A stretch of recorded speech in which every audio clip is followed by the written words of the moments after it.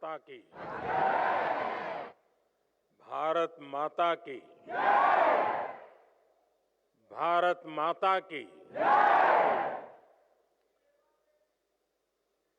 केंद्रीय मंत्रिमंडल के मेरे सहयोगी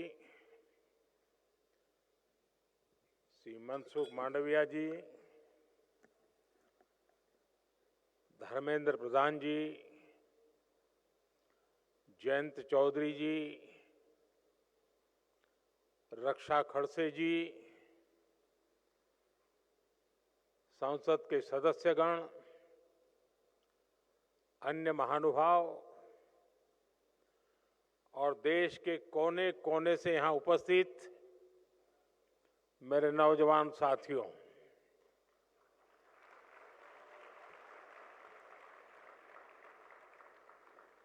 भारत की युवा शक्ति की ऊर्जा से आज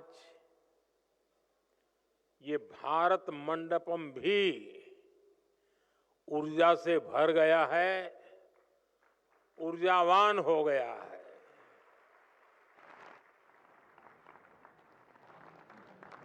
आज पूरा देश स्वामी विवेकानंद जी को याद कर रहा है, स्वामी जी को प्रणाम कर रहा है। स्वामी विवेकानंद को देश के नौजवानों पर बहुत भरोसा था। स्वामी जी कहते थे, मेरा विश्वास युवा पीढ़ी में है, नई पीढ़ी में है।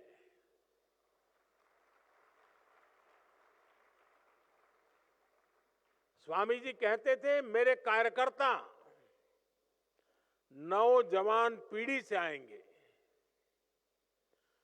सिंहों की भांति वे हर समस्या का समाधान निकालेंगे।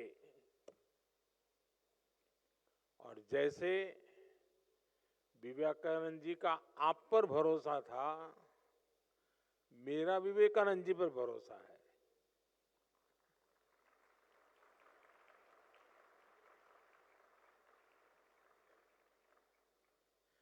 मुझे उनकी कही हर बात पे भरोसा है। उन्होंने भारत के नौजवानों के लिए जो सोचा है, जो कहा है, मेरा उसमें अंधविश्वास है।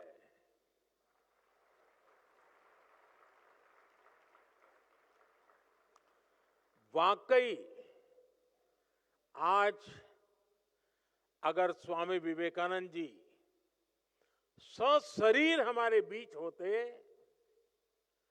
तो 21वीं सदी के युवा की इस जागृत शक्ति को देखकर, आपके सक्रिय प्रयासों को देखकर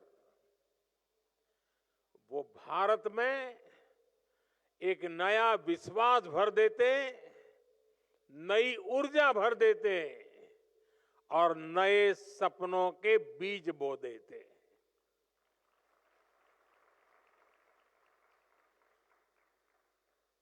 साथियों, आप लोग ये भारत मंडपम में हैं।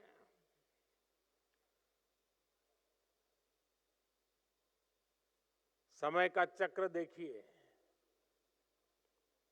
इसी भारत मंडपम में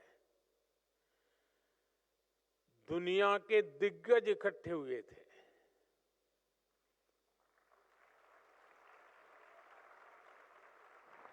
और वे दुनिया का भविष्य क्या हो उस पर चर्चा कर रहे थे। ये मेरा सौभाग्य है, उसी भारत मंडपम में मेरे देश के नौजवान भारत के अगले 25 साल कैसे होंगे, इसका रोड मैप बना रहे हैं।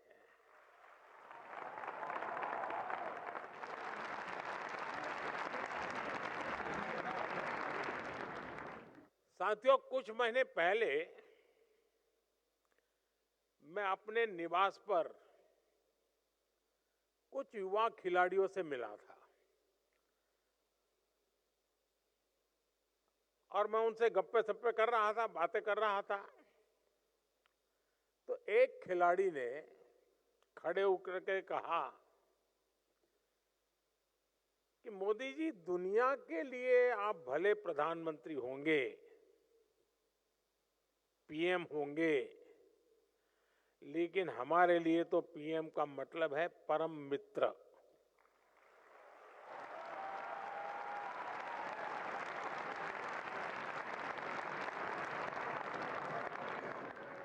साथियों, मेरे लिए मेरे देश के नौजवानों के साथ मित्रता का वो ही नाता है, वो ही रिश्ता है। और मित्रता की सबसे मजबूत कड़ी होती है विश्वास। मुझे भी आप पर बहुत विश्वास है। इसी विश्वास ने मुझे मेरा युवा भारत यानी माय भारत के गठन की प्रेरणा दी। इसी विश्वास ने विकसित भारत यंग लीडर डायलॉग का आधार बनाया। मेरा यह विश्वास कहता है, भारत की युवा शक्ति का सामर्थ्य भारत को जल्द से जल्द विकसित राष्ट्र बनाएगा। साथियों, आंकड़ों का जो जोड़ भाग करते रहते हैं, उनको लगता होगा ये सब बहुत मुश्किल है, लेकिन मेरी आत्मा कहती है, आप सबके भरोसे से कहती है कि लक्ष्य बड़ा जरूर है, लेकिन असंभव नहीं है।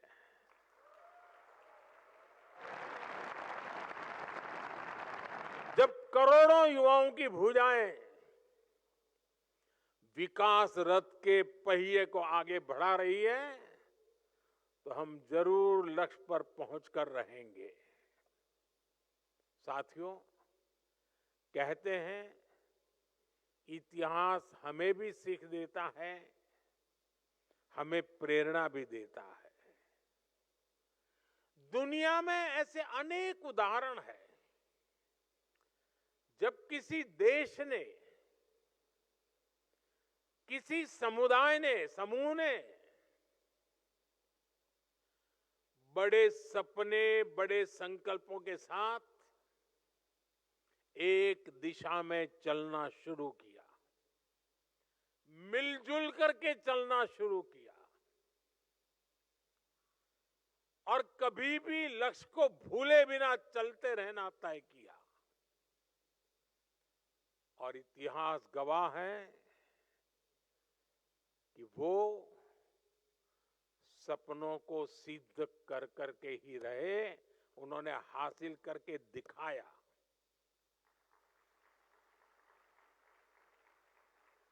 आप में से बहुत लोग जानते होंगे 1930 के दशक में, यानी करीब 100 साल पहले,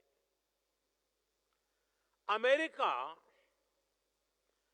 भीषण आर्थिक संकट में फंस गया था। तब अमेरिका की जनता ने ठाना कि हमें इससे बाहर निकलना है और तेज गति से आगे बढ़ना है। उन्होंने न्यू डील, उसका रास्ता चुना और अमेरिका न सिर्फ उस संकट से निकला, बल्कि उसने विकास की रफ्तार को कई गुना तेज करके दिखाया। ज्यादा समय नहीं, 100 साल। एक समय था जब सिंगापुर बेहाल था। एक मछुआरों का छोटा सा गांव हुआ करता था। वहां जीवन की मूल सुविधाओं तक का संकट था। सिंगापुर को सही नेतृत्व मिला और जनता के साथ मिलकर के सबने तय किया कि हम अपने देश को विकसित राष्ट्र बनाएंगे। वो नियमों से चले, अनुशासन से चले, सामूहिकता के भाव से चले और कुछ ही सालों में सिंगापुर एक ग्लोबल फाइनेंशियल और ट्रेड हब बनकर छा गया। दुनिया में ऐसे बहुत सारी देश हैं, घटनाएं हैं, समाज है, समूह है। हमारे देश में भी अनेक ऐसे उदाहरण रहे हैं। भारत के लोगों ने आजादी का संकल्प लिया। अंग्रेज सल्तनत की ताकत क्या नहीं थी, उनके पास क्या नहीं था, लेकिन देश उठ खड़ा हुआ, आजादी के सपने को जीने लगा, आजादी प्राप्त करने के लिए जूझने लगा, जीवन आहूत करने के लिए निकल पड़ा और भारत के लोगों ने आजादी हासिल करके दिखाई।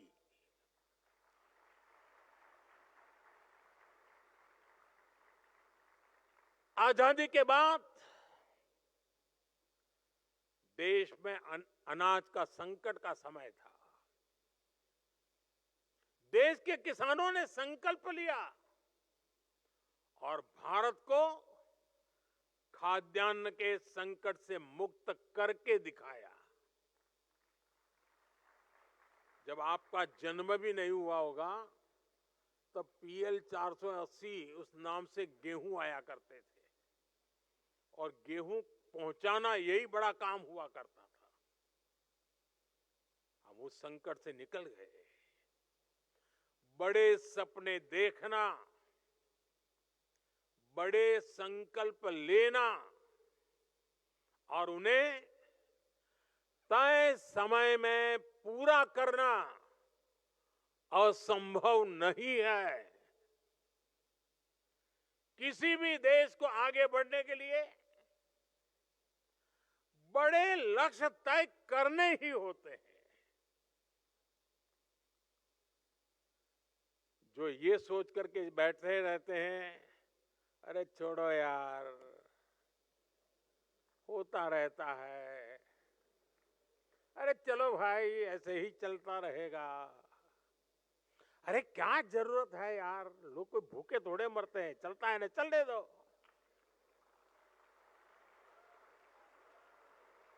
अरे कुछ बदलने की क्या जरूरत है, काहे को सर खपाते हो यार। जो लोग इस भावना में दिखते हैं ना, वो चलते फिरते हैं लेकिन मरी हुई लाश से ज्यादा कुछ नहीं होते हैं। वो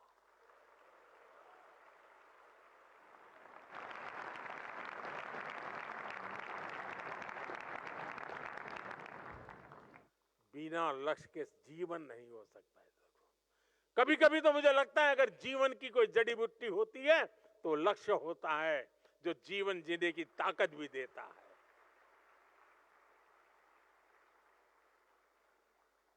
जब सामने एक बड़ा लक्ष्य होता है तो हम पूरी ताकत उसको पाने के लिए लगा देते हैं।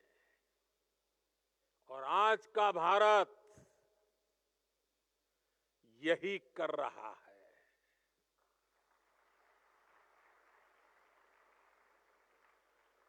साथियों, बीते 10 वर्षों में भी हमने संकल्प से सिद्धि के कितने ही उदाहरण देखे हैं।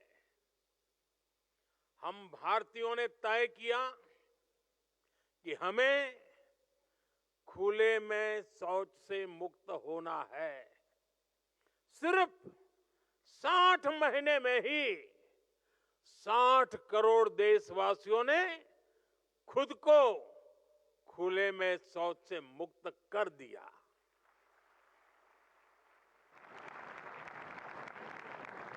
भारत ने हर परिवार को बैंक अकाउंट से जोड़ने का लक्ष्य रखा। आज भारत का करीब करीब हर परिवार बैंकिंग सेवा से जुड़ चुका है। भारत ने गरीब महिलाओं की रसोई को धुएं से मुक्त करने का संकल्प लिया।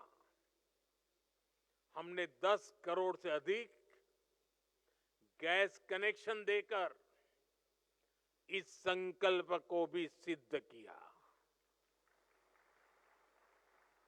आज कितने ही सेक्टर्स में भारत अपने लक्ष्यों को तय समय से भी पहले हासिल करके दिखा रहा है।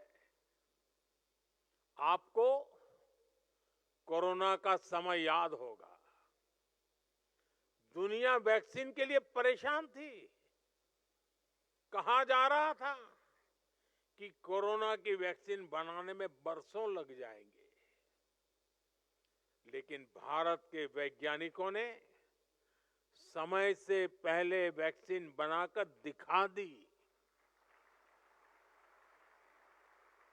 कुछ लोग कहते थे भारत में सबको कोरोना वैक्सीन लगने में पता नहीं 3 साल, 4 साल, 5 साल लग जाएंगे, लेकिन हमने दुनिया का सबसे बड़ा वैक्सीनेशन अभियान चलाया और रिकॉर्ड समय में सबको वैक्सीन लगाकर दिखा दिया। आज दुनिया भी भारत की ये गति देख रहा है। हमने ग्रीन एनर्जी को लेकर G20 में एक बड़ा कमिटमेंट किया था। भारत दुनिया का पहले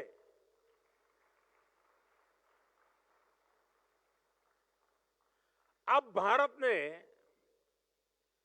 2030 तक पेट्रोल में 20% इथेनॉल ब्लेंडिंग का टारगेट रखा है।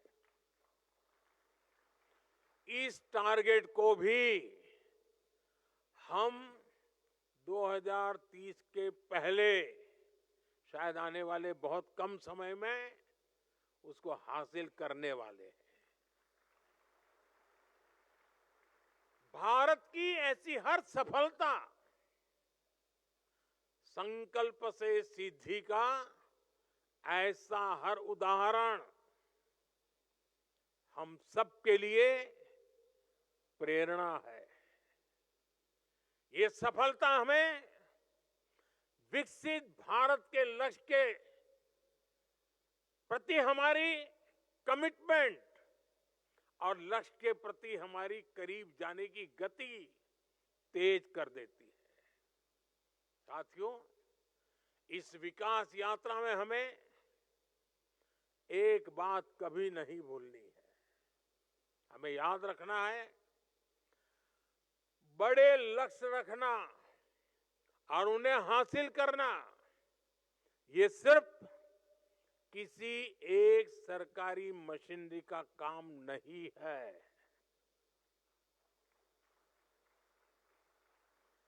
बड़े लक्ष्य की प्राप्ति के लिए राष्ट्र के हर नागरिक का जुटना बहुत जरूरी है और इसके लिए हमें मंथन करना होता है, दिशा तय करनी होती है और जैसा आज सुबह जब मैं आपके प्रेजेंटेशन देख रहा था, तो बीच बीच में जब बातें करते हुए मैंने एक बार बताया था कि जितने लाखों लोग इस पूरी प्रक्रिया में जुड़े हैं, मतलब विकसित भारत की ओनरशिप ये मोदी की नहीं, आपकी भी बन गई है।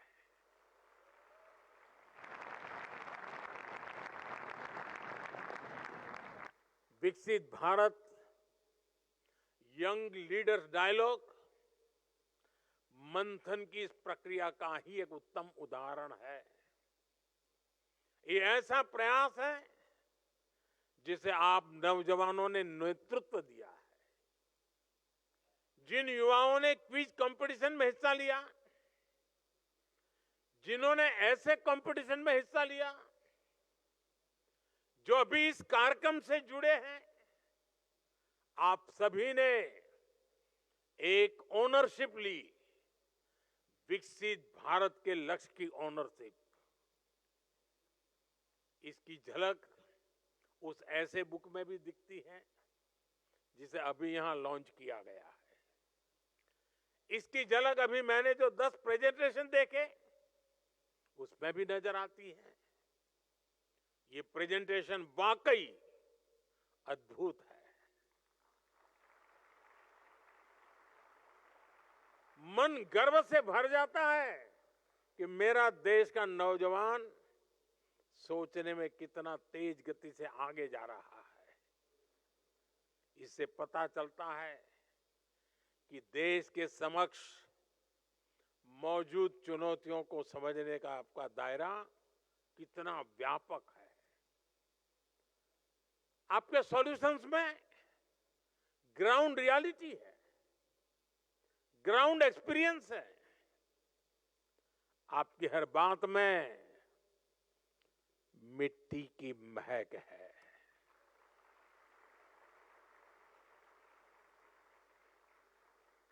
भारत के युवा एसी के बंद कमरों में बैठकर नहीं सोच रहे। भारत के युवा की सोच का विस्तार आसमान से भी ऊंचा है।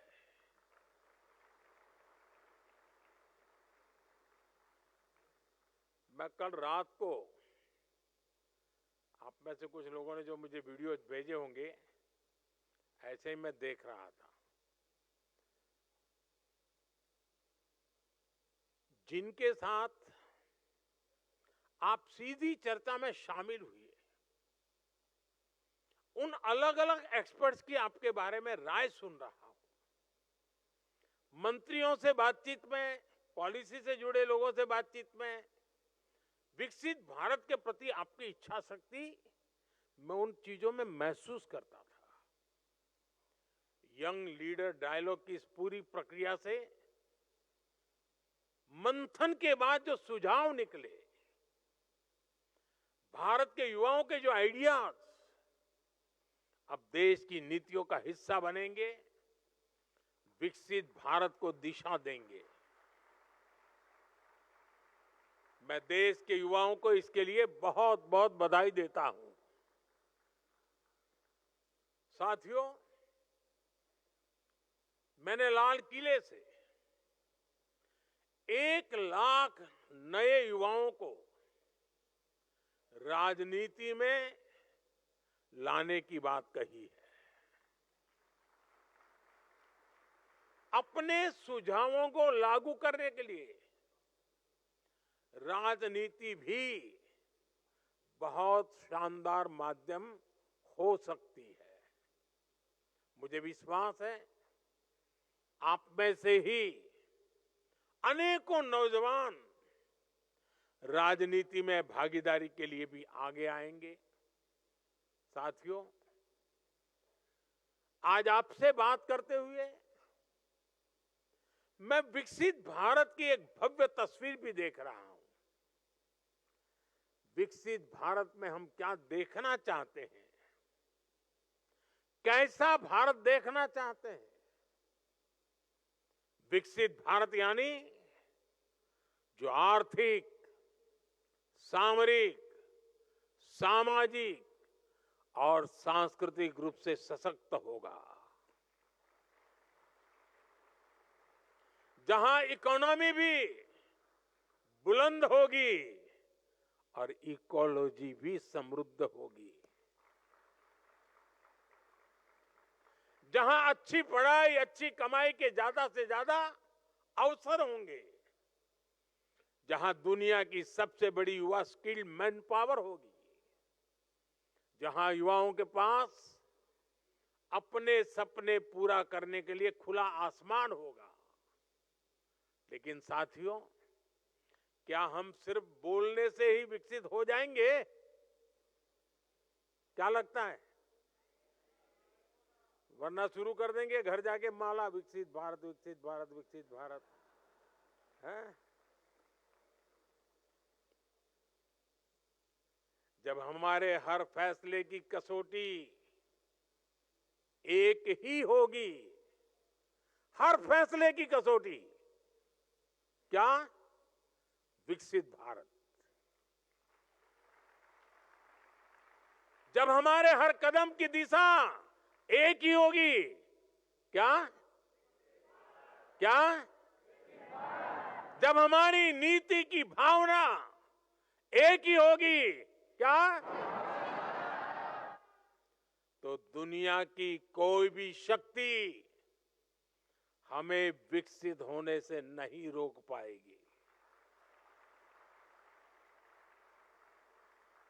हर देश के इतिहास में एक समय आता है जब वो क्वांटम जंप ले सकता है। भारत के लिए ये मौका अभी है। और मैंने बहुत पहले लाल किले से मेरे दिल की एक आवाज निकली थी और मैंने कहा था, यही समय है, सही समय है।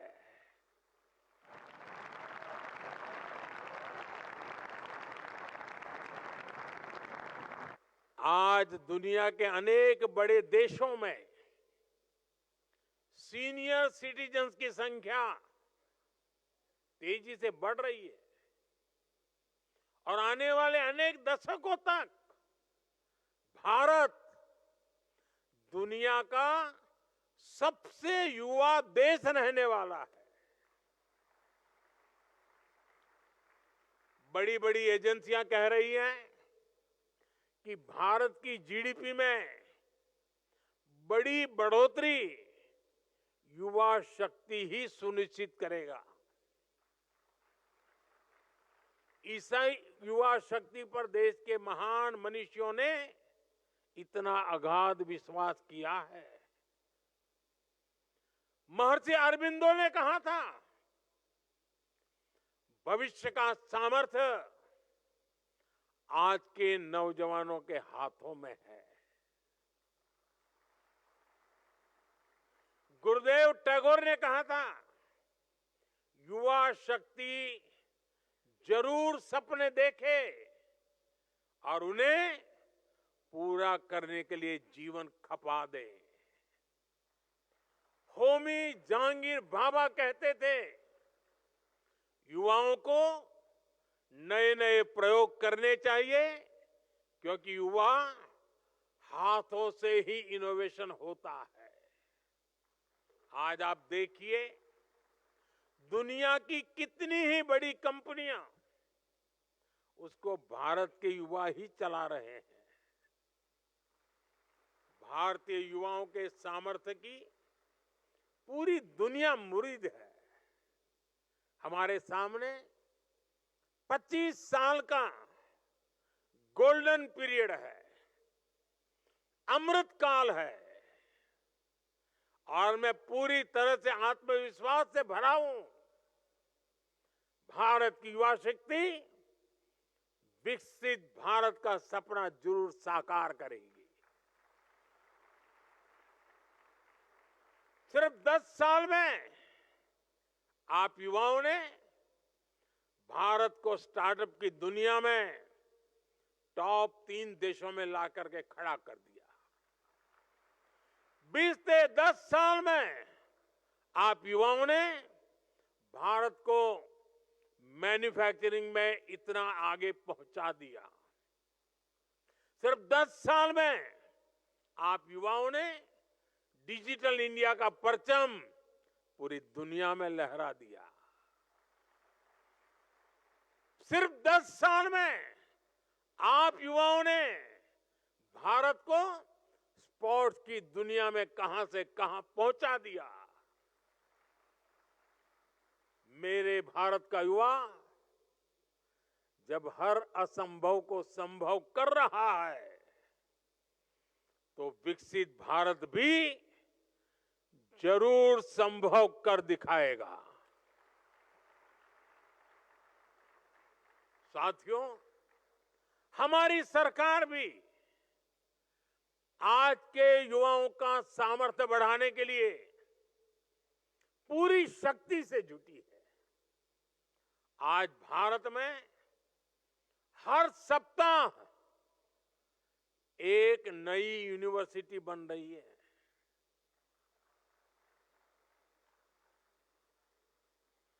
आज भारत में हर दिन एक नई आईटीआई की स्थापना हो रही है। आज भारत में हर तीसरे दिन एक अटल टिंकरिंग लैब खोली जा रही है। आज भारत में हर दिन 2 नए कॉलेज बन रहे हैं। आज देश में 23 आईआईटीज हैं। सिर्फ एक दशक में ट्रिपल आईटी की संख्या 9 से बढ़कर के 25 हो चुकी है। आईआईएम्स की संख्या 13 से बढ़कर 21 हो चुकी है। 10 साल में एम्स की संख्या में 3 गुना वृद्धि हुई है। 10 साल में मेडिकल कॉलेजों की संख्या भी करीब करीब 2 गुनी हो गई है। आज हमारे स्कूल हो, कॉलेज हो, यूनिवर्सिटीज हो, क्वांटिटी हो या फिर क्वालिटी, हर स्तर पर शानदार परिणाम दिख रहा है। साल 2014 तक भारत के केवल 9 higher education institution QS ranking में आते थे। आज ये संख्या 46 है। भारत की शिक्षा संस्थानों का बढ़ता हुआ ये सामर्थ्य विकसित भारत का बहुत बड़ा आधार है। साथियों, कुछ लोगों को लग सकता है कि 2047 तो अभी बहुत दूर है, इसके लिए अभी क्या काम करना। लेकिन उस सोच से भी हमें बाहर निकलना है। विकसित भारत की इस यात्रा में हमें हर रोज नए लक्ष्य बनाने हैं, उसे प्राप्त करना है। वो दिन दूर नहीं जब भारत दुनिया की तीसरी सबसे बड़ी इकोनॉमी का लक्ष्य हासिल करेगा। बीते 10 वर्षों में देश ने 25 करोड़ लोगों को गरीबी से बाहर निकाला। जिस रफ्तार से हम चल रहे हैं तो वो दिन भी दूर नहीं है जब पूरा भारत गरीबी से मुक्त होगा। इस दशक के अंत तक भारत ने 500 गीगावाट रिन्यूएबल एनर्जी कैपेसिटी पैदा करने का लक्ष्य रखा है। हमारी railway net zero carbon emission प्राप्त करने इस दिशा में 2030 तक अचीव करना है। साथियों, हमारे सामने एक बहुत बड़ा लक्ष्य अगले दशक में ओलंपिक्स के आयोजन का भी है। इसके लिए देश जी जान से जुटा हुआ है। स्पेस पावर के रूप में भी भारत अपने कदम तेजी से आगे बढ़ा रहा है। हमें 2035 तक स्पेस में अपना स्टेशन स्थापित करना है। दुनिया ने चंद्रयान की सफलता देखी, अब गगनयान की तैयारी जोरों पर है। लेकिन हमें उससे भी आगे का सोचना है। हमें अपने चंद्रयान पर सवार करके किसी भारतीय को चांद पर लैंड करवाना है। ऐसे अनेक लक्ष्यों को पाते हुए ही हम 2047 तक विकसित भारत का लक्ष्य हासिल कर पाएंगे। साथियों, जब हम बढ़ती हुई इकोनॉमी के आंकड़े की बात करते हैं तो कुछ लोग सोचते हैं इससे हमारे जीवन पर क्या प्रभाव पड़ेगा। सच्चाई ये है कि जब इकोनॉमी बढ़ती है तो जीवन के हर स्तर पर उसका सकारात्मक प्रभाव पड़ता है। इस सदी के पहले दशक में भारत $1 ट्रिलियन की इकोनॉमी बना। मैं 21st सेंचुरी का फर्स्ट 10 ईयर की बात कर रहा हूं। तब इकोनॉमी की साइज छोटी थी, इसलिए तब भारत का खेती का बजट कुछ हजार करोड़ रुपए था। भारत का इंफ्रास्ट्रक्चर बजट 1 लाख करोड़ रुपए से भी कम था। और उस समय देश की क्या स्थिति थी? उस समय ज्यादातर गांव सड़कों से वंचित थे, बिजली से वंचित थे, नेशनल हाईवे और रेलवे की स्थिति बहुत खराब थी।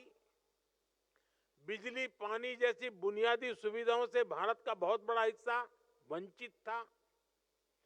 साथियों, इसके कुछ समय बाद भारत $2 ट्रिलियन की इकोनॉमी बना। तब भारत का इंफ्रास्ट्रक्चर बजट 2 लाख करोड़ रुपए से भी कम था। लेकिन रोड, रेल, एयरपोर्ट, नहरें, गरीबों के घर, स्कूल, अस्पताल, ये सब पहले के मुकाबले कुछ ज्यादा होने लगे। फिर इसके बाद भारत तेजी से $3 ट्रिलियन का इकोनॉमी बना। नतीजा ये हुआ कि एयरपोर्ट की संख्या 2 गुनी हो गई। देश में वंदे भारत जैसे आधुनिक ट्रेनें चलने लगी। बुलेट ट्रेन का सपना जमीन पर उतरने लगा। भारत ने दुनिया में सबसे तेज गति से 5G का रोल आउट किया। देश की हजारों ग्राम पंचायतों तक ब्रॉडबैंड इंटरनेट पहुंचने लगा। 3 लाख से अधिक गांवों तक सड़कें पहुंच गई। नौजवानों को 23 लाख करोड़ रुपए का बिना गारंटी वाला मुद्रा लोन दिया। मुफ्त इलाज देने की दुनिया की सबसे बड़ी योजना आयुष्मान भारत शुरू की गई। किसानों के बैंक खाते में हर वर्ष हजारों करोड़ रुपए सीधे जमा करने की योजना शुरू हुई। गरीबों के लिए 4 करोड़ पक्के घर बनाए गए। यानी अर्थव्यवस्था जितनी बड़ी होती गई उतना ही ज्यादा विकास के कार्यों ने गति पकड़ी, उतने ही ज्यादा अवसर बनने लगे। हर सेक्टर में समाज के हर वर्ग उसके लिए खर्च करने की देश की क्षमता उतनी ही बढ़ी। साथियों, आज भारत करीब करीब $4 ट्रिलियन इकोनॉमी है। इससे भारत का सामर्थ्य भी कई गुना बढ़ गया है। 2014 में जितना इंफ्रास्ट्रक्चर का पूरा बजट था, जितने पैसे में रेल, रोड, एयरपोर्ट सब बनाए जाते थे, उससे कहीं अधिक पैसे आज भारत सिर्फ रेलवे पे खर्च कर रही है। आज भारत का इंफ्रास्ट्रक्चर बजट 10 साल पहले की तुलना में करीब 6 गुना अधिक है। 11 लाख करोड़ से ज्यादा है। और इसका परिणाम आज आप भारत के बदलते हुए लैंडस्केप में देख रहे हैं। ये भारत मंडपम भी इसका एक खूबसूरत उदाहरण है। आप में से कोई लोग पहले अगर यहाँ प्रगति मैदान में आए हो तो मेले लगते थे बीच में और देश भर के लोग यहाँ आते थे। टेंट बना करके काम चलता था। आज ये सब संभव हुआ।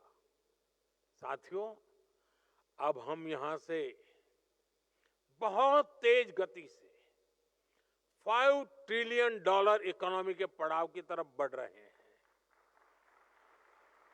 आप सोचिए, जब हम 5 ट्रिलियन तक पहुंचेंगे तो विकास की स्केल कितनी बड़ी होगी, सुविधाओं का विस्तार कितना ज्यादा होगा। भारत अब इतने पर ही नहीं रुकने वाला। अगले दशक की समाप्ति होते होते भारत $10 ट्रिलियन के पड़ाव को भी पार कर जाएगा। आप कल्पना कीजिए, इससे बढ़ती हुई इकोनॉमी में जब आपका कैरियर आगे बढ़ेगा तो कितने सारे अवसर आपके लिए होंगे। आप जरा कल्पना कीजिए, 2047 में आप किस उम्र के होंगे? आप अपने परिवार की किन व्यवस्थाओं की चिंता में होंगे? आप कल्पना कीजिए 2047 में जब आप 40-50 के आसपास होंगे, जीवन के एक महत्वपूर्ण पड़ाव पर होंगे और देश विकसित हुआ होगा, तो उसके सबसे ज्यादा फायदा किसको मिलेगा? किसको मिलेगा? आज जो नौजवान है, सर्वाधिक फायदा उनको ही मिलने वाला है।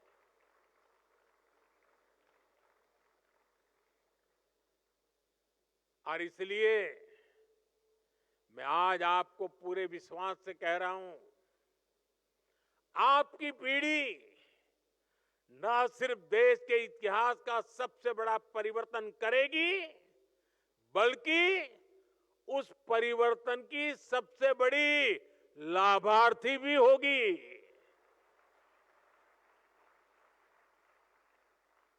बस इस यात्रा में हमें एक जरूरी बात याद रखनी है। हमें कंफर्ट जोन की आदत से बचना है। यह स्थिति बड़ी खतरनाक होती है। आगे बढ़ने के लिए कंफर्ट जोन से बाहर आकर रिस्क उठाना जरूरी है। इस यंग लीडर्स डायलॉग में भी युवा अपने कंफर्ट जोन से बाहर निकले, तभी यहां पर भी पहुंचे। यही जीवन मंत्र आपको सफलता की नई ऊंचाई पर ले जाएगा। साथियों, भारत के भविष्य का रोड मैप तय करने में आज का ये आयोजन विकसित भारत यंग लीडर्स डायलॉग बहुत बड़ी भूमिका निभाएगा। जिस ऊर्जा, जिस उत्साह, जिस लगन के साथ आपने इस संकल्प को अपनाया है, वो वाकई अद्भुत है। विकसित भारत के लिए आपके विचार निश्चित रूप से बहुमूल्य है, उत्तम है, सर्वश्रेष्ठ है। अब आपको इन विचारों को देश के कोने कोने तक लेकर के जाना है। देश के हर जिले में, हर गांव, गली, मोहल्ले में विकसित भारत के इन विचारों से दूसरे नौजवानों को भी जोड़ना है। इस स्पिरिट को लेकर जाना है। हम 2047 तक भारत को विकसित राष्ट्र बनाकर रहेंगे। इसी संकल्प के साथ हमें जीना है, हमें खुद को खपा देना है। साथियों, एक बार फिर भारत के सभी युवाओं को राष्ट्रीय युवा दिवस की मैं बहुत बहुत शुभकामनाएं देता हूं और इस संकल्प को सिद्धि में बदलने के लिए आप सबके अविरत पुरुषार्थ के लिए सिद्धि प्राप्त करने तक चैन से नहीं बैठेंगे। इस महत्वपूर्ण शपथ को लेकर के आप आगे बढ़े। मेरी शुभकामनाएं आपके साथ हैं। मेरे साथ बोले, भारत माता की, भारत माता की, भारत माता की, वंदे वंदे वंदे वंदे वंदे वंदे वंदे वंदे वंदे वंदे वंदे वंदे। बहुत बहुत धन्यवाद। माननीय प्रधानमंत्री जी, दिल की गहराइयों से आपका धन्यवाद।